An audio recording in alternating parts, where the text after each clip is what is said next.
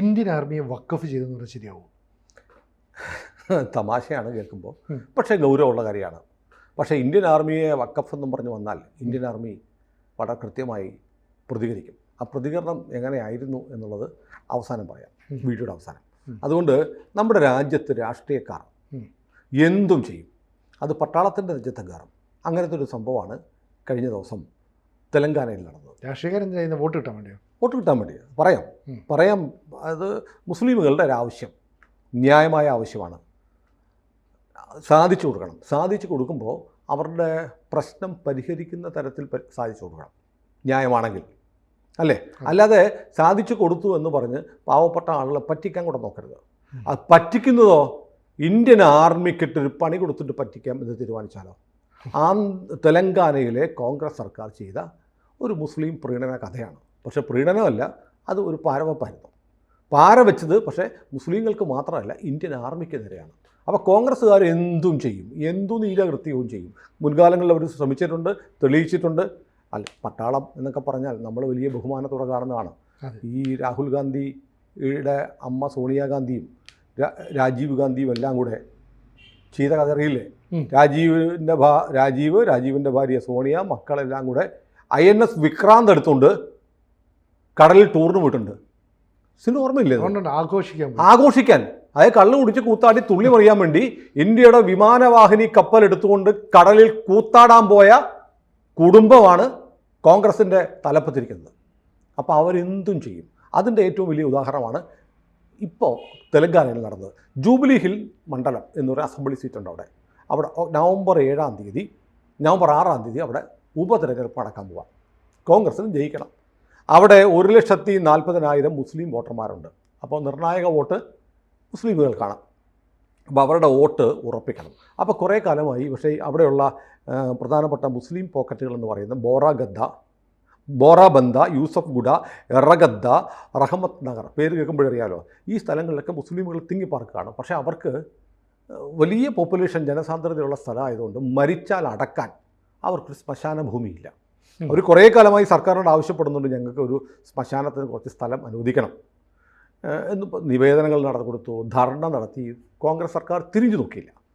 പക്ഷേ ഇലക്ഷൻ പ്രഖ്യാപിച്ചപ്പോൾ ഉടനെ മുസ്ലിം വോട്ടുകളുടെ 1,40,000 വോട്ടുള്ളതുകൊണ്ട് സർക്കാരിൻ്റെ തീരുമാനം, നിങ്ങളുടെ പ്രശ്നം ഇപ്പോൾ പരിഹരിക്കാം കേട്ടോ എന്ന് പറഞ്ഞ് ന്യൂനപക്ഷ വകുപ്പ് മന്ത്രി ഉൾപ്പെടെ ഉള്ള SC/ST യുടെയൊക്കെ മന്ത്രിയൊക്കെ ചെന്നിട്ട് പറഞ്ഞു, പ്രശ്നം ഇപ്പോൾ പരിഹരിക്കും, ഇപ്പോൾ തീർത്ത് തരാം, ഒരു ചെറിയ സ്പാനറിങ് എടുത്തേ എന്ന് പറയുന്ന പോലെ അവർ ഒരു തീരുമാനമെടുത്തു. അവിടെ ഗറ്റാബാദ് മസ്ജിദ് എന്ന് പറയുന്ന ഒരു പ്രദേശം, ഒരു മസ്ജിദ് ഉള്ളതിന് അടുത്തുള്ള സ്ഥലത്ത് കുറച്ച് സ്ഥലമുണ്ട്. അവിടെ ഒരു സെൻറ്റിന് 50 ലക്ഷം രൂപ വിലയുള്ള ഏരിയയാണ്. അവിടെ എന്ത് ചെയ്തു, അവിടെയുള്ള ഈ ഗറ്റാബാദ് മസ്ജിദിൻ്റെ അടുത്തുള്ള 2,500 സ്ക്വയർ യാർഡ് ഭൂമി ശ്മശാനത്തിനായിട്ട് കൊടുക്കുന്നതും തീരുമാനിച്ചു. അപ്പോൾ അവിടെ പള്ളിക്ക് കൊടുക്കാൻ പറ്റില്ല. അപ്പോൾ ഒരു കാര്യം ചെയ്യും, സർക്കാർ എങ്ങനെ ആലോചിച്ചു, നമുക്ക് കൊടുക്കാൻ പറ്റുന്ന സാധനമുണ്ടല്ലോ, വഖഫ് ബോർഡിന് കൊടുത്തു. വഖഫ് ബോർഡ് എന്നിട്ട് ശ്മശാനത്തിന് വിട്ടുകൊടുക്കും. അപ്പോൾ 2,500 സ്ക്വയർ യാർഡ് സ്ഥലം വഖഫിന് കൊടുത്തു. അപ്പോൾ അതിൻ്റെ വില എന്ന് പറയുന്നത്, മതിപ്പ് വില 55 കോടി രൂപ വില വരുന്ന സ്ഥലം വഖഫിന് കൊടുക്കാൻ സർക്കാർ തീരുമാനിച്ചു.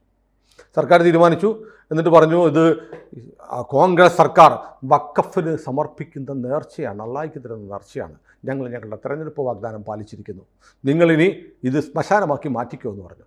ഉടനെ ആഘോഷത്തോടെ അവിടുത്തെ ന്യൂനപക്ഷ വിദ്യാഭ്യാസ സൊസൈറ്റിയുടെ ചെയർമാൻ ഫഖീം ഖുറേഷി അടക്കമുള്ള ആളുകൾ, വഖഫ് ബോർഡിൻ്റെ ആളുകളൊക്കെ ആ സ്ഥലത്തെത്തി. അവരവിടെ വലിയ ബോർഡ് വെച്ചു, ഈ ഭൂമി വഖഫിൻ്റെയാണ്. അപ്പോൾ പുതിയ നിയമ ഭേദഗതി വരുന്നതിന് മുമ്പുള്ള കോൺഗ്രസ് നിയമപ്രകാരം ഒരിക്കൽ വൺസ് എ വഖഫ് ഓൾവേസ് എ വഖഫാണ്, അല്ലേ? വഖഫ് ആയിക്കഴിഞ്ഞാൽ പിന്നെ മാറ്റമില്ല. അപ്പോൾ സർക്കാർ തന്നെ എന്ത് ചെയ്തു, സർക്കാരിൻ്റെ 55 കോടി രൂപ വില വരുന്ന വസ്തു മുസ്ലിമുകളുടെ ആവശ്യം, അവരുടെ ആവശ്യം ന്യായമാണ് കേട്ടോ, ന്യായമായ ആവശ്യം പരിഗണിച്ച് വഖഫ് ചെയ്തു. അപ്പോൾ വഖഫ് ചെയ്ത് കഴിഞ്ഞാൽ പിന്നെ മാറ്റാൻ പറ്റില്ലല്ലോ. അപ്പം സർക്കാരിൻ്റെ ഉദ്ദേശം അതുതന്നെയായിരുന്നു. ഈ ഭൂമി ആരുടെയാണെന്ന് ഞാൻ പറയുന്നില്ല, ആരുടെയാണെന്ന് പറയാം. ഈ ഭൂമി അങ്ങ് വഖഫ് ചെയ്തു. കാരണം ആർക്കും വഖഫ് ചെയ്യാമല്ലോ, ആരുടെ ഭൂമി വേണമല്ലോ. സർക്കാർ വിചാരിക്കുക അത് ഞങ്ങളുടെ ഭൂമിയാണെന്ന് സർക്കാരിന് തോന്നി, എന്നിട്ടങ്ങ് വഖഫ് ചെയ്താൽ വഖഫാണ്. പിന്നെ വേണമെങ്കിൽ ആ ഭൂമിയുടെ ഉടമസ്ഥൻ കേസ് പോകണം, വഖഫ് ബോർഡിൽ പോകണം, കാലങ്ങൾ പോകും. അപ്പോഴത്തേക്ക് അവിടെ കുറേ മൃതദേഹങ്ങൾ അടക്കിയിട്ടുണ്ടാവും, ശ്മശാനമായി കഴിഞ്ഞിരിക്കും. പിന്നീട് എങ്ങാനും കേസ് ജയിച്ച് വന്നാൽ തന്നെയും ഈ കുഴിച്ചിട്ട ശ്മശാനത്തിൽ തിരിച്ചെടുക്കുന്ന അത് മൃതദേഹങ്ങൾ മാന്തിയെടുത്താൽ അനാദരിക്കലാവും. പരേതരായ ആളുകളോട് കാണിക്കുന്ന അനാദരവാണെന്നാവും, വലിയ വിവാദമൊക്കെയാവും. സർക്കാരിൻ്റെ കുടില സൂത്രബുദ്ധിയാണ്. അപ്പോൾ 55 കോടി വില മതിക്കുന്ന ഭൂമിയും കൂടിയാണ്.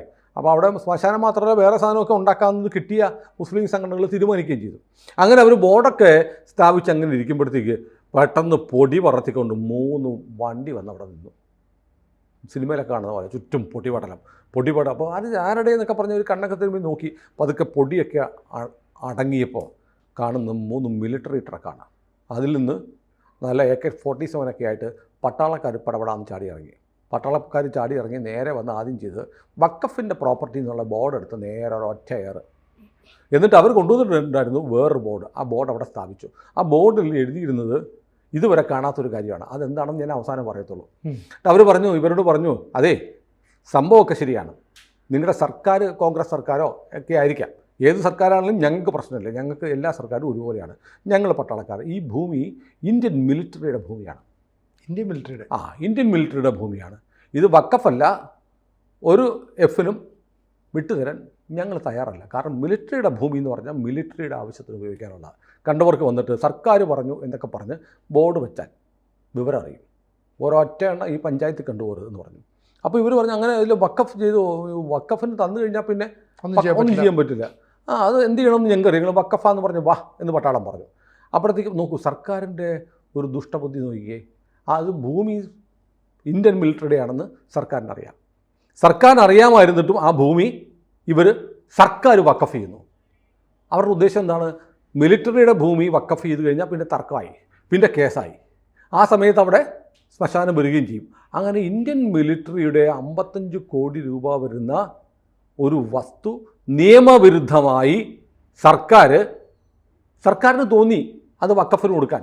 ആ വഖഫിൻ്റെ ആയിക്കഴിഞ്ഞു. വഖഫിന് പിന്നെ കൊടുത്താൽ പിന്നെ ഒരിക്കലും മാറ്റാൻ പറ്റില്ല എന്നാണ് കോൺഗ്രസ് തന്നെ ഉണ്ടാക്കിയ നിയമം. ഈ ദുഷ്ടബുദ്ധിയോടെ ഇന്ത്യൻ സൈന്യം സ്ഥലം വാങ്ങിച്ചിരുന്നത് എന്തിനാണ് സിനു? രാജ്യരക്ഷയ്ക്ക് വേണ്ടിയിട്ടാണ്, അല്ലേ? രാജ്യത്തെ രക്ഷിക്കാനുള്ള വിവിധ പദ്ധതികൾ നടപ്പാക്കാൻ വേണ്ടിയിട്ടാണ് സൈന്യം ഭൂമി വാങ്ങുന്നത്. സൈന്യത്തിൻ്റെ പക്കൽ ഭൂമിയുള്ളത്, അല്ലെങ്കിൽ സൈന്യത്തിന് ഭൂമി കൊടുത്തിട്ടുള്ളത് ചിലപ്പോൾ മിലിറ്ററി ട്രെയിനിങ് സെൻ്റർ ആയിരിക്കാം, ചിലപ്പോൾ ഓഫീസുകളായിരിക്കാം, ചിലപ്പോൾ സൈനിക ക്യാമ്പുകളായിരിക്കാം, ചിലപ്പോൾ ജവാന്മാരുടെ അക്കോമഡേഷൻ സംവിധാനങ്ങളായിരിക്കാം. അതിനു വേണ്ടിയിട്ടാണ് സൈന്യം പൈസ കൊടുത്തല്ല ഭൂമി മേടിക്കുന്നത്, സർക്കാരുകൾ കൊടുക്കുകയാണ്, നോട്ടിഫൈ ചെയ്ത് സർക്കാരിന് കൊടുക്കുന്നത്. അത്തരം ഒരു ഭൂമി നവംബർ 6 തെരഞ്ഞെടുപ്പ് നടക്കുന്നു എന്നറിഞ്ഞുകൊണ്ട് ഇന്ത്യൻ സൈന്യത്തെ അറിയിക്കാതെ ഒരു മതസംഘടനയ്ക്ക് കൊടുക്കാൻ വേണ്ടി തീരുമാനിക്കുന്ന കോൺഗ്രസ് സർക്കാരിൻ്റെ രാജ്യസ്നേഹം എങ്ങനെയുണ്ട്? ഒന്നത്. രണ്ടാമത്, അവർക്ക് മുസ്ലിങ്ങളുടെ സ്നേഹമുണ്ടോ? കാരണം പട്ടാളത്തിൻ്റെ സൈന്യമാണെങ്കിൽ ഒരു സൈന്യത്തിൻ്റെ ഇടപെടൽ വരുമെന്ന് ഇവർക്കറിയാം. അപ്പം ഈ പാവപ്പെട്ട ആളുകൾ അവിടെ വന്ന് താമസിക്കുമ്പോൾ പട്ടാളം വന്ന് ഇവരെ കൈകാര്യം ചെയ്തോട്ടെ എന്ന് പറഞ്ഞാൽ അവരെ കൊലക്ക് കൊടുക്കുന്ന പണിയല്ലേ? ഇലക്ഷൻ വരെ ഇതിൽ ഇങ്ങനെ തട്ടിമുട്ടി ഇലക്ഷൻ വരെ നടക്കുക. ഇലക്ഷൻ വാഗ്ദാനം. ഇപ്പം ഞങ്ങൾ ജയിച്ച ഉടനെ എല്ലാവർക്കും അക്കൗണ്ടിൽ വലിയ പൈസ കൊടുക്കുമെന്ന് പറഞ്ഞിട്ട് വാഗ്ദാനം ഉണ്ടല്ലോ രാഹുൽ ഗാന്ധിക്ക്. എന്നിട്ട് പാവപ്പെട്ട പെണ്ണുങ്ങളെല്ലാം കൂടെ ആ കാശ് കിട്ടാൻ വേണ്ടിയിട്ട് പോയതൊക്കെ നമ്മുടെ നാട്ടിൽ വാർത്തയായിരുന്നു പാർലമെന്റ് ഇലക്ഷന് മുമ്പ്. എന്ന് പറഞ്ഞ പോലെ ഒരു തെരഞ്ഞെടുപ്പ് വന്നപ്പോൾ കളിച്ച ഒരു കളി. പക്ഷേ വേറെ കാര്യമുണ്ട്, നമ്മൾ തമാശയായിട്ട് എടുക്കരുത്. വഖഫ് അമെൻഡ്മെൻറ്റ് ബില്ല് മോദി സർക്കാർ പാസ്സാക്കിയില്ലായിരുന്നെങ്കിൽ എന്തായിരിക്കും സ്ഥിതി? ഇപ്പോൾ വഖഫിൻ്റെ ഈ പട്ടാളത്തിൻ്റെ ഭൂമി വഖഫിൻ്റെ ആയി പോകുമായിരുന്നു. അപ്പോൾ ഒന്നും ചെയ്യാൻ പറ്റത്തില്ല. അപ്പോൾ പിന്നെ ഒന്നും ചെയ്യാൻ പറ്റില്ല. അതാണ് ഇതിനകത്ത് കെണി. അപ്പോൾ സതുദ്ദേശപരം മാത്രമല്ല, ഇതിനകത്ത് വലിയ ദുഷ്ടബുദ്ധിയുണ്ട്. അപ്പം ഈ മുസ്ലിം സമുദായത്തിൻ്റെ വോട്ട് കിട്ടണം, അതിനുവേണ്ടി പട്ടാളത്തിൻ്റെ ഭൂമിയെങ്കിൽ പട്ടാളത്തിൻ്റെ ഭൂമി. അപ്പോൾ ഇതിനൊക്കെ തടസ്സം വന്നിരിക്കുന്നത് മോദി കൊണ്ടുവന്നിരിക്കുന്ന ഈ വഖഫ് നിയമ ഭേദഗതി ബില്ലാണ്. അതാണെങ്കിൽ സുപ്രീം കോടതി തൊട്ട് സ്റ്റേ ചെയ്തിട്ടുമില്ല. അപ്പോൾ ഇതിനകത്ത് അപ്പോൾ ഇതിൻ്റെ മുന്നിലുള്ള വലിയ വിശാലമായ ഒരു ദുഷ്ടലാക്കുണ്ട്. ഏതായാലും പട്ടാളത്തിൻ്റെ ഭൂമി ഇന്ത്യൻ സൈന്യവും ഇന്ത്യൻ റെയിൽവേയും കഴിഞ്ഞാൽ ഇപ്പോൾ ഏറ്റവും വലിയ ഭൂമി ആർക്കാ ഉള്ളത്? ഇന്ത്യൻ വഖഫ് ബോർഡിനാണ്. എല്ലാവർക്കും അറിയാമല്ലോ. അപ്പോൾ ഇന്ത്യൻ ആർമിക്ക് ഇതിന് എത്ര സ്ഥലം, ആർമിയൊക്കെ അതിർത്തി മതി എന്നൊക്കെ പറയാനായിരിക്കും. ഏതായാലും സൈന്യത്തോട് കാണിക്കുന്ന ഒരു അനാദരവ്, മുസ്ലിം സമുദായത്തെ കൊലക്ക് കൊടുക്കുന്നൊരു പണി, പിന്നെ വഖഫ് നിയമം ഇല്ലാതായത് ഇവർ ഓർക്കുന്നില്ല എന്ന് തോന്നുന്നു. ഇല്ലാതായി എന്നുള്ള ഇത്തരം മാരകമായ പല്ലും നഖവുമൊക്കെ മോദി പറിച്ചു കളഞ്ഞു എന്ന് ഓർക്കാത്ത കോൺഗ്രസ് സർക്കാർ ചെയ്തൊരു നടപടിയാണ്. ഏതായാലും പട്ടാളത്തിൻ്റെ ഭൂമി ഒരിഞ്ച് ഭൂമിയും കൊടുക്കില്ല. കണ്ണൂർ ഇതുപോലെ സംഭവം ഉണ്ടായിരുന്നു.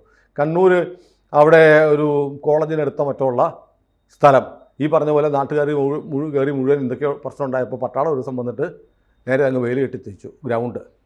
ഈ കണ്ണൂർ ടൗണിലെ മറ്റുള്ള ആണെന്ന് ഒരു വർഷം മുമ്പ് വാർത്തയൊക്കെ ഉണ്ട്, ഞാൻ കൃത്യമായിട്ട് ഓർക്കുന്നില്ല. സിനിമ അവിടെ ജോലി ചെയ്തിട്ടുള്ളത്. അങ്ങനെ ഒരു സിനിമയൊക്കെ പോന്നു കഴിഞ്ഞിട്ടാണ് അങ്ങനെ ഒരു സംഭവം ഉണ്ടായിട്ടുണ്ട്. ഏതായാലും സൈന്യത്തിന് കൊടുത്തിട്ടുള്ള ഭൂമി എന്ന് പറയുന്നത് സൈന്യത്തിൻ്റെ വികസന പ്രവർത്തനങ്ങളും രാജ്യരക്ഷയുമായി ബന്ധപ്പെട്ട ഭൂമിയാണ്. അതുകൊണ്ട് തന്നെ പട്ടാളം അവിടെ ബോർഡ് വെച്ചു. സാധാരണ ബോർഡ് വെക്കും, ട്രസ്പാസേഴ്സ് വിൽ ബി പ്രോസിക്യൂട്ടഡ്. അനധികൃതമായി അതിക്രമിച്ച് കിടക്കുന്നവർ അതിക്രമിച്ച് കിടക്കുന്നവരെ പ്രോസിക്യൂട്ട് ചെയ്യും എന്നാണ് ബോർഡ് വെക്കുന്നത്. ട്രസ്പാസേഴ്സ് വിൽ ബി പ്രോസിക്യൂട്ടഡ് എന്ന് വെച്ചു. അപ്പോൾ പട്ടാളം അവിടെ വരച്ച ബോർഡ് എങ്ങനെ അറിയോ?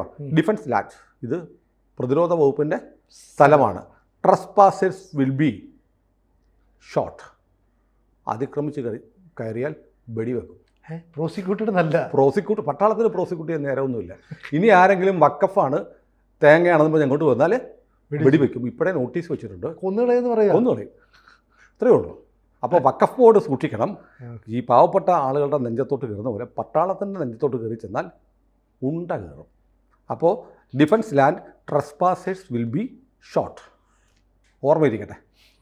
കൂടുതൽ വാർത്തകളും വിശേഷങ്ങളും നിങ്ങളിലേക്ക് എത്താൻ ABC മലയാളം സബ്സ്ക്രൈബ് ചെയ്യുക, ബെൽബട്ടനും അമർത്തുക.